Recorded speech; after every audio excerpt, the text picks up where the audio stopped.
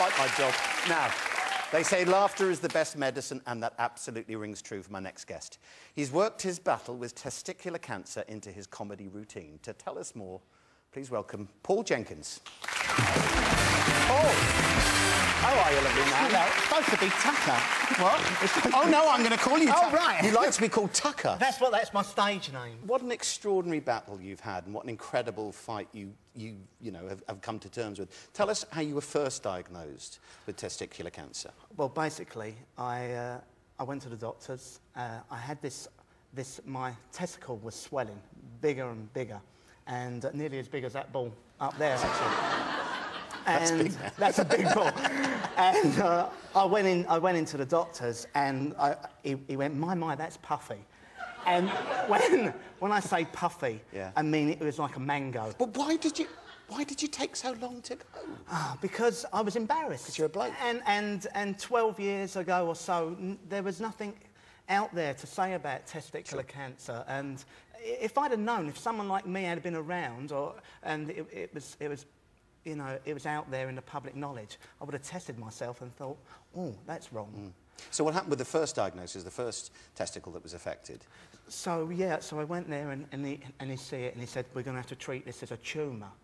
And it was really heavy. I mean, so heavy, he had to give me a support, which is basically like a hairnet. So from a distance, it looked like Hilda Ogden, right?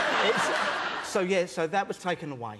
And then, unfortunately, which was a very rare case, unfortunately, 6 years later, I was diagnosed again. Oh, that must have been devastating. And now that was really devastating at that point, because I'm in a relationship. I was with my girlfriend and now wife, yeah.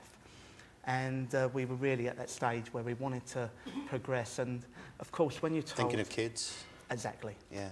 And so I've had some donor sperm and stuff. Mm. And when they told me then that it's going to have to go, then yeah, that was really devastating. Really tough thing to deal with. But you've used this, your humour, and put this into your, which is an extraordinary, brave thing to do. Do you ever get people like heckling you and who don't know?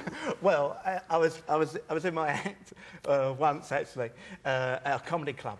And I was just saying, you know, me and my wife, we've not got any children and stuff like that. And someone shouted out in the audience, shouted out, Jaffa, like that. What Jaffa? Well, it means seedless, right? Which is quite fun. And he was a woman, and typical Essex, really. Yeah. So, I'm from Romford. So she said, Jaffa. And I turned around and I went, well, testicular cancer, actually. Oof. I mean, one of the best heckler stoppers I've ever used. Yeah. And then I proceeded to say, and then I could feel, that's when I first noticed, I could feel all the men in the audience starting to, like, go, ooh. Ooh. And that's probably the best time. Just check yourself at that point. Yeah.